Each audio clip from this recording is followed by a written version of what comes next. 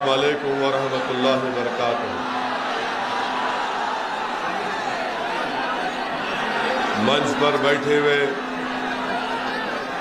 उत्तर प्रदेश मजलिस इत्तेहादुल मुस्लिमीन के सदर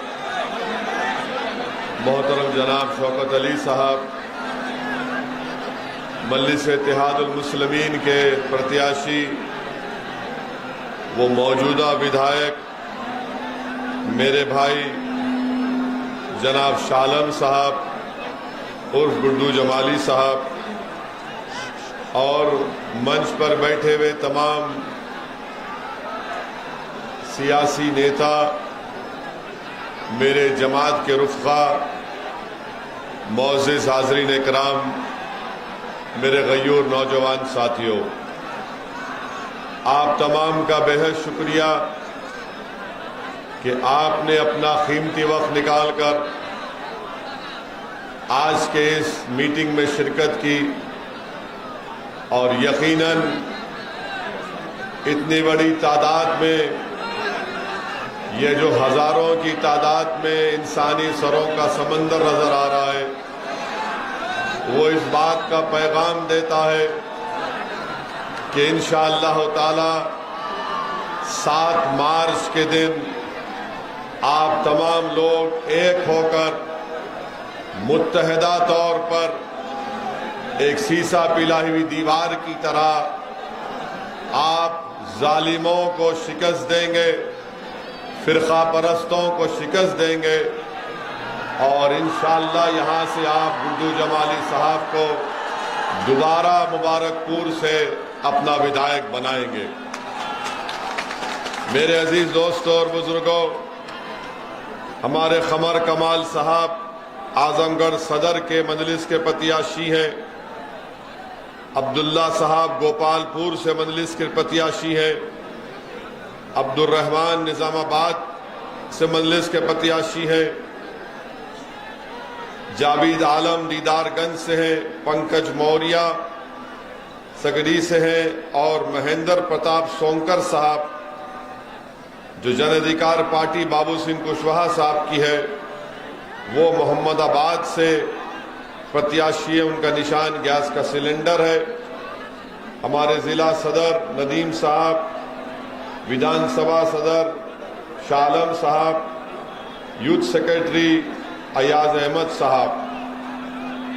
मेरे अजीज दोस्तों और बुजुर्गों, मैं सबसे पहले मोहतरम जनाब शालम साहब का और गुड्डू जमाली साहब का दिल की गहराइयों से शुक्रिया अदा करता हूं कि उन्होंने मजलिस इत्तेहादुल मुस्लिमीन के उम्मीदवार बनने के लिए राजी हुए और उन्होंने मुबारकपुर की सरजमीन पर मजलिस इत्तेहादुल मुस्लिमीन के परचम को बुलंद किया। मैं उनको मुबारकबाद देता हूं और उनका शुक्रिया भी अदा करता हूं। मैं अल्लाह का शुक्र अदा करता हूं कि अल्लाह सुब्हानहू तआला ने अपने हबीब मोहम्मद मुस्तफ़ा सल्लल्लाहु अलैहि वसल्लम के सदक़े और तुफ़ैल में मुझे मुबारकपुर आने का मौका इनायत फरमाया। ये मेरी खुशकिस्मती है कि मैं मुबारकपुर के इस मुबारक सरजमीन पर आप जैसे मुबारक लोगों के दरमियान में खड़े होकर मुझे अपनी बात कहने का मौका मिल रहा है।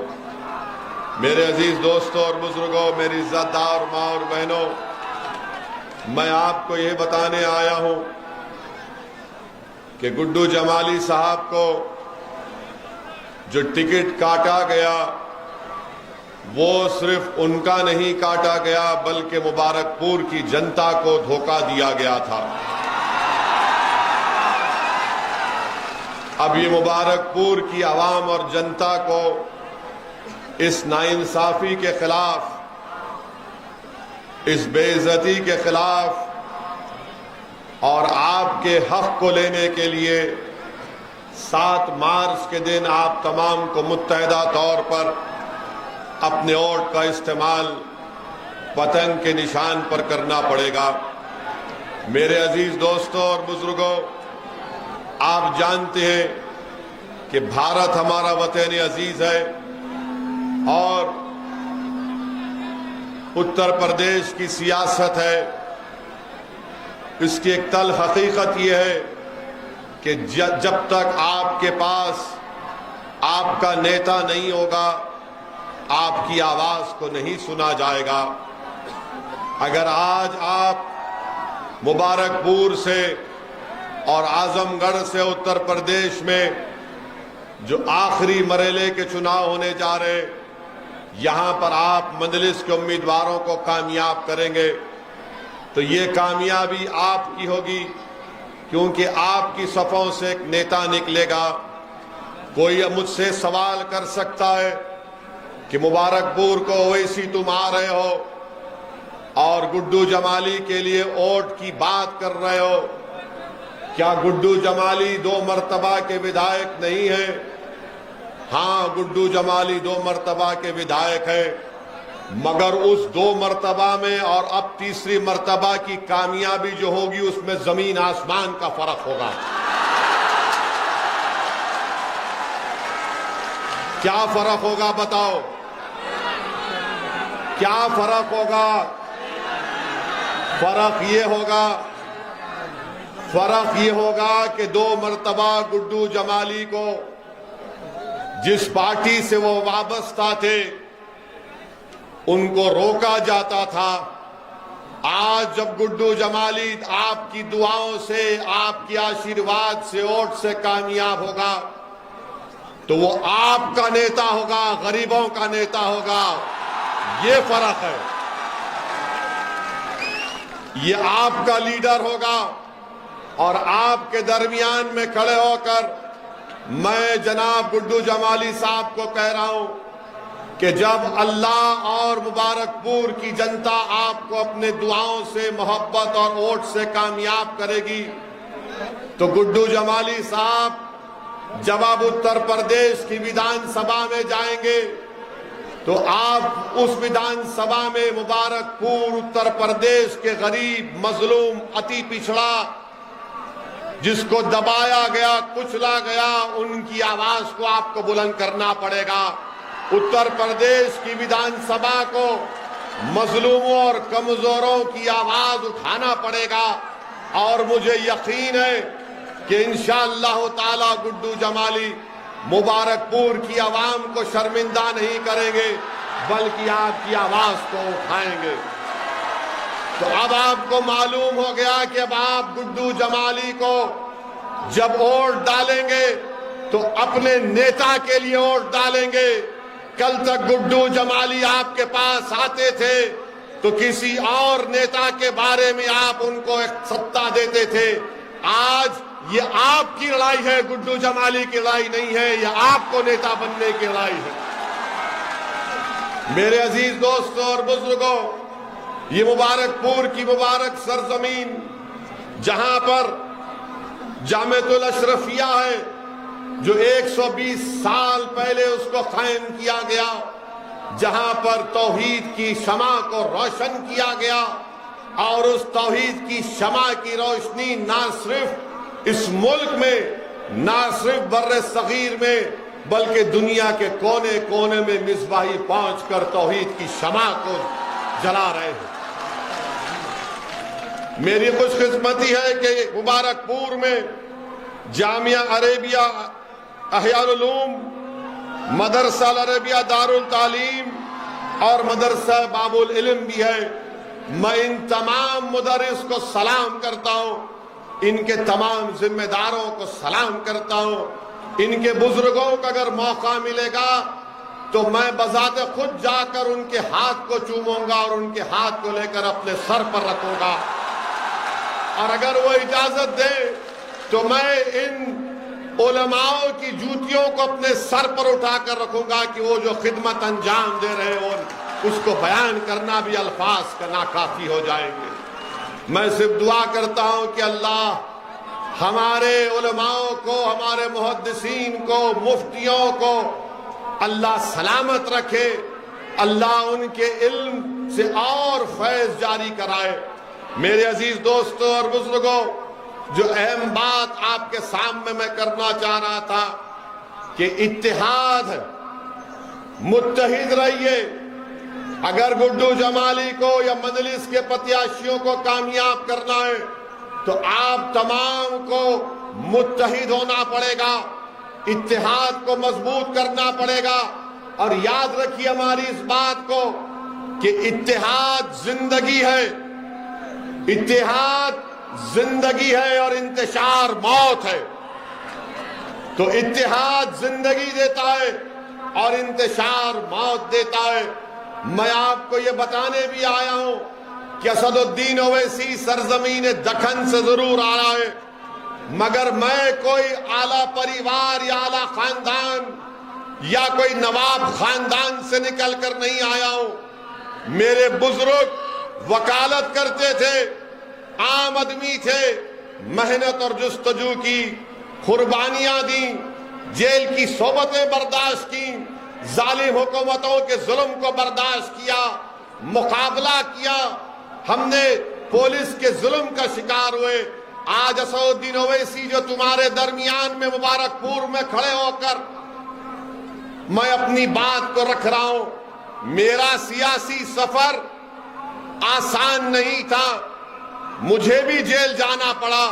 मैं कोई रईस ज़ादे का बेटा नहीं हूं, मैं एक गयूर मुसलमान का बेटा हूं।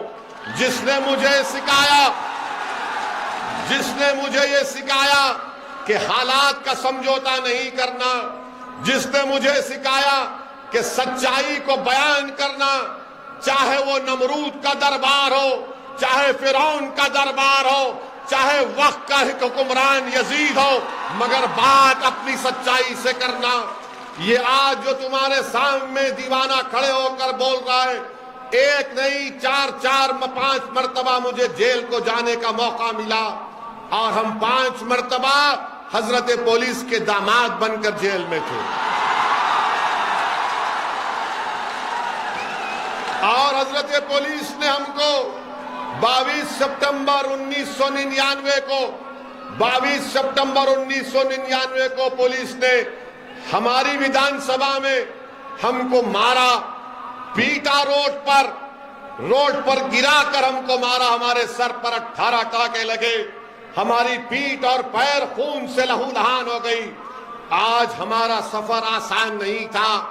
याद रखो मेरे अजीज दोस्तों और बुजुर्गों, जो सच्चाई के रास्ते पर निकलता है, जो अल्लाह रब्बुल इज्जत को खुश करने के लिए निकलता है, उसके रास्ते में ये तमाम बातिल ताकतें अपने कांटे बिछाते हैं।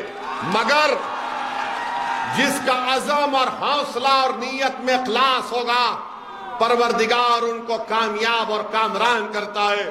मेरे अजीज दोस्तों और बुजुर्गों, चंद बुज़दिलों ने यह समझा कि ओवैसी की गाड़ी पर गोलियां चलाकर उसकी आवाज को बंद कर देंगे। मैं उन बुज़दिलों से कहना चाह रहा हूं, वो नाथूराम गोडसे की नाजायज औलाद से कहना चाह रहा हूं, मैं उन लोगों से कहना चाह रहा हूं जो असल दिमाग है, जो मैं उन लोगों से मुखातिब हूं आज, जो उन जालिमों के हाथ में तुमने बंदूक थमाई। अरे याद रखो, 4 गोलियां चलाओ या लाखों चलाओ, ओवैसी की जबान बंद नहीं होगी, बंद नहीं होगी। हाँ, अगर अल्लाह ने तय कर लिया कि मेरी मौत होगी, मगर मेरी जबान तुम बनोगे ना मेरी जबान। मेरी इस दुनिया से चले जाने के बाद भी आप मेरा काम करोगे। ये मेरा काम नहीं, आपका काम है। क्या आप डरोगे? क्या आप गोलियों से डरोगे? क्या आप जालिमों से डरोगे? क्या हुक्मरानों से डरोगे? क्या तुम मोदी से डरोगे? क्या तुम अखिलेश से डरोगे? किससे डरोगे बताओ फिर? किससे डरोगे? किससे डरोगे? तुम जब अल्लाह से डरते तो गुड्डू जमाली तुम्हारा क्या बना बताओ? तुम्हारा भाई, तुम्हारा बेटा, तुम्हारा चचा बना। जब तुम रब्बे करीम की मोहब्बत का दावा कर चुके तो तुमने गवाह बना दिया जमीन और आसमान को। तो 7 तारीख के दिन डरना नहीं, पुकार कर जाना पोलिंग बूथ को, हिम्मत से जाना पोलिंग बूथ को और पतंग के निशान पर बटन दबाना, यह कहकर कि मैं यहां का विधायक बनने वाला हूं। करेंगे ना आप? करेंगे ना आप?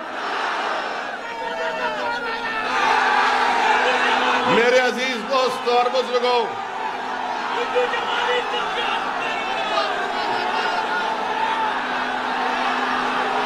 लगाओ नारा, दबा के लगाओ, झूम कर लगाओ, मस्त होकर लगाओ। पूरा मुबारकपुर में आवाज जाए, पूरे आजमगढ़ में जाए, पूरे यूपी में जाए, मोदी के कानों में जाए, अखिलेश के दिल में जाए। लगाओ नारा दबा के। मेरे अजीज दोस्तों और बुजुर्गों, मेरे अजीज दोस्तों और बुजुर्गों, अब हमारी थोड़ी बात सुन लीजिए।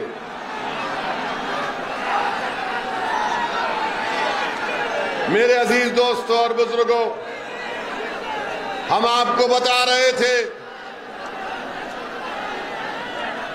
कि कोई आपसे कहेगा हमारे जाने के बाद, कोई कहेगा कि अगर गुड्डू जमाली या मजलिस के 8-10 प्रत्याशी जीत जाएंगे, विधायक बन जाएंगे तो क्या होगा। आप उनको बताना, उनको आप पैगाम देना, और जिसके दिलो दिमाग में ये बात है उन तक हमारी बात पहुंचा देना कि भारत की पार्लियामेंट में 540 की ऐवान है, जिसमें मजलिस इत्तेहादुल मुस्लिमीन के 2 सांसद हैं। कितने हैं? 2 हैं। और जब दोनों में से एक खड़े हो जाते हैं पार्लियामेंट में आपकी बात करने के लिए, आपके इंसाफ की बात करने के लिए, गरीब, मजलूम, अति पिछड़ा, दलित की बात करने के लिए, तो क्या होता है? हम जब खड़े हो जाते, जब दलित की बात करने के लिए, अंबेडकर के संविधान को बचाने की जब बात हम करते हैं, तो बीजेपी के 306 एमपी खड़े होकर ओवैसी को बोलते हैं बैठ जा, बैठ जा, बैठ जा। तो मालूम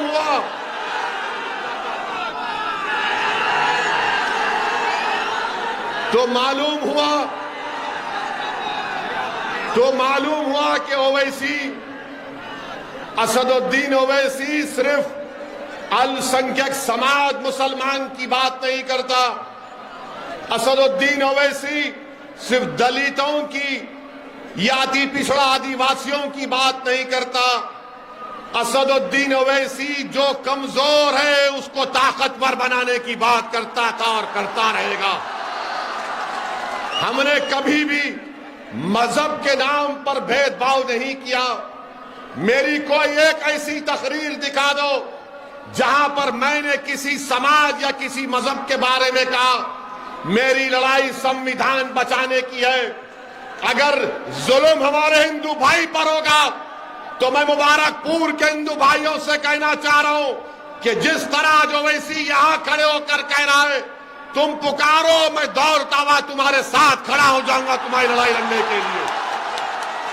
अगर मुबारकपुर का दलित आवाज देगा कि ओवैसी आ जाओ, अंबेडकर के संविधान को बचाना है, अंबेडकर के मान और सम्मान को उठाना है, तो खुदा की कसम ओवैसी उस दलित परिवार के साथ खड़ा होकर लड़ाई लड़ेगा। इसीलिए जब 2019 में हैदराबाद की आवाम ने हमको चौथी मर्तबा रुकने पार्लियामान एमपी बनाया, तो हम जब हल्फ लेने के लिए गए तो बीजेपी के 300 एमपी नारा लगाना शुरू कर दी। हमको देखकर हमने भारत के संविधान पर, अल्लाह के नाम पर हल्फ लिया। उसके बाद हमने नारा लगाया जय भीम। तो बीजेपी के लोगों, एमपी सन्नाटे में आ गए, जबान कतर लिए, बाद में हमसे पूछे ये तुम्हारे दिमाग में कैसा आता है। हमने कहा दिमाग में नहीं, हमारे दिल में बाबा साहब अंबेडकर है। हमारी सोच और फिक्र में किसी से नफरत नहीं है। हम कमजोरों को मजबूत बनाना चाहते हैं, हम कमजोरों को ताकतवर बनाना चाहते हैं। जिस पर जुल्म हो रहा उसके जुल्म को रोककर मजलूम को इंसाफ दिलाना चाहते हैं। यही लड़ाई मजलिस इत्तेहादुल मुस्लिमीन की है। मेरे भाई, आज का 2 मार्च का दिन मेरे लिए एक बहुत ही मुबारक दिन है कि आज मेरी जमात मजलिस इत्तेहादुल मुस्लिमीन के अहिया के 64 बरस हो चुके हैं। अल्हम्दुलिल्लाह। लोग आपसे पूछेंगे कि मजलिस ने हैदराबाद में क्या किया। हमारे पास हैदराबाद में मजलिस ने 7 विधायक हैं, कोई मंत्री नहीं है, कभी सत्ता में नहीं गए ना जाएंगे, मगर हमने जिनसे वोट लिया उनके लिए हमने मेडिकल कॉलेज को कायम किया। कब कायम किया? 40 साल हो गए मेडिकल कॉलेज बनकर, इंजीनियरिंग कॉलेज बनकर, MBA, MCA, school of nursing, pharmacy, architecture college और 2-2 बड़े अस्पताल चलाते हैं जहां पर कम से कम पैसों में गरीबों का इलाज किया जाता है। और लोग फिर बोलेंगे ओवैसी के भाई अकबरुद्दीन की भाषण के बारे में बोलते हैं। तो आपको बता रहा हूं कि अकबरुद्दीन ओवैसी ने अपनी विधानसभा में अकबरुद्दीन ओवैसी ने वहां पर एक सिम्हावानी महाकाली टेम्पल है और एक जंगममेट में राघवेंद्र मंडपम है। अकबरुद्दीन ओवैसी ने हमारे प्रदेश के मुख्यमंत्री से मिलकर इस मंदिर के हमारे हिंदू भाइयों से, सरकार से उन्होंने 4 मल्टीपर्पस फंक्शन हॉल सरकार से मंजूर करवा। इन 2 मंदिरों के लिए 20 करोड़ सरकार ने मंजूर किए। ये हम पर इल्जाम लगाते हैं कि ओवैसी भड़काऊ भाषण देता है, मगर मेरे अजीज दोस्तों और बुजुर्गों, आज आपको बताएंगे कि हमारे जाने के बाद इब्लीस की औलाद आएगी।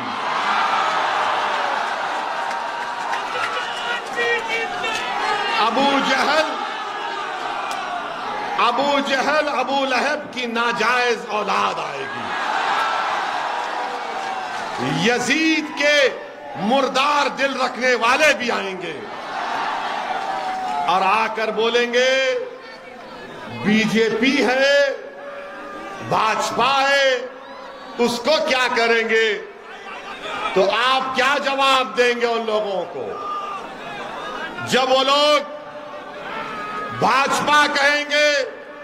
तो आप बोलेंगे भाजपा को अगर मुबारकपुर से कोई हरा सकता है तो उसका नाम क्या है बताओ। जो भाजपा को यहां से हरा सकता है उसका नाम क्या है बताओ।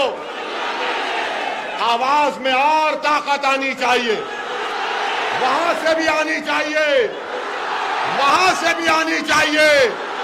उसका नाम क्या है बताओ। जो योगी और मोदी को रोक सकेगा उसका नाम बताओ। आप अखिलेश, बड़े और छोटे अखिलेश, देख लो, जनता ने कह दिया कि 7 मार्च के दिन किसको वोट देंगे, किसको वोट देंगे, किसको वोट देंगे। मेरे अजीज दोस्तों और बुजुर्गों, अब सपा के लोग बोलेंगे ओवैसी तो जज्बाती भाषण देता है, आप भी दो ना अखिलेश, क्यों नहीं देते? कौन रोक रहा है आपको? और जो लोग आपको बोलेंगे जज्बात, नौजवानों को जज्बाती करता है ओवैसी, अरे याद रखो, मैं उन नौजवानों के बुजुर्गों को सलाम करता हूं, उनकी मां और बहनों को सलाम करता हूं कि तुमको जज्बाती बनाया, अगर कोई दलित पर जुल्म हो रहा, किसी गैर मुस्लिम पर जुल्म हो रहा और तुम्हारे दिल में जज्बात ना आए तो वो मुर्दा है, इंसान नहीं है। याद रखो हमारी बात। मेरे अजीज दोस्तों और बुजुर्गों, समाजवादी पार्टी अखिलेश यादव, जब इनसे पूछा गया कि कर्नाटका की उस बच्ची ने जो हिजाब और निकाब पहना उस पर कुछ बोलो, तो क्या अखिलेश बोले? अखिलेश कुछ बोले? जब अखिलेश से पूछा गया मुस्लिम वोट के बारे में बोलो, तो क्या अखिलेश बोले? अखिलेश नहीं बोले। क्यों नहीं बोले? क्यों नहीं बोले? इसलिए नहीं बोले कि अखिलेश जानते हैं कि आप कैदी हैं उनके। क्या आप उनके कैदी हैं? क्या आप दरी बिछाएंगे? क्या आप दरी बिछाएंगे? क्या आप गुड्डू जमाली को कामयाब करेंगे? क्या आप अखिलेश को हराएंगे? ये बात है, ये बात हुई है। मेरे अजीज दोस्तों और बुजुर्गों, आप थक तो नहीं गए, बोर तो नहीं हुए? वैसे अब यहां हम आपको बता रहे हैं, कल शाम में बाद मगरिब बाबुल इल्म में हम फिर आएंगे भड़काऊ भाषण देने। आप आएंगे? आप आएंगे? You love me, I love you also.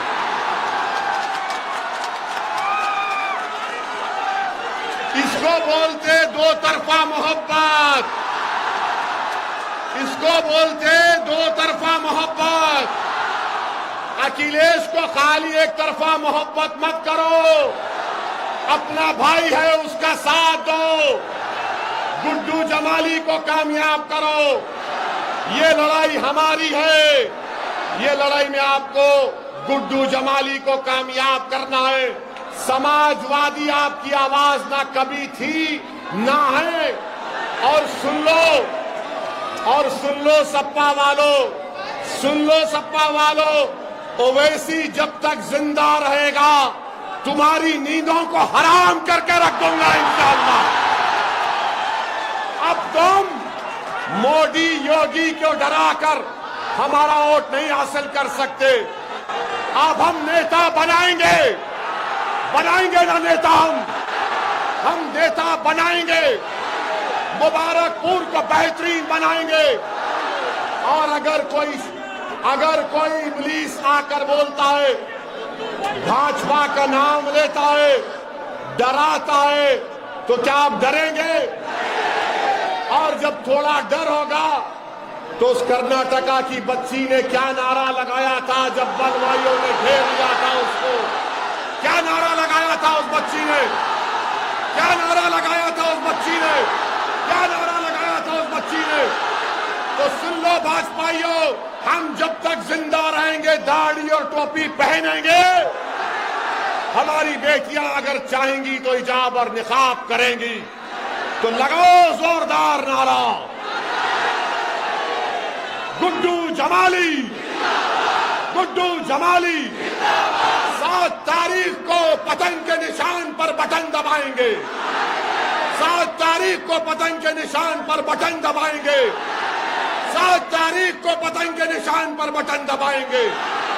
अपने नेता को बनाएंगे, अपने नेता को बनाएंगे, अपनी आवाज को उत्तर प्रदेश में पहुंचाएंगे। अस्सलाम वालेकुम व रहमतुल्लाहि व बरकातुहू।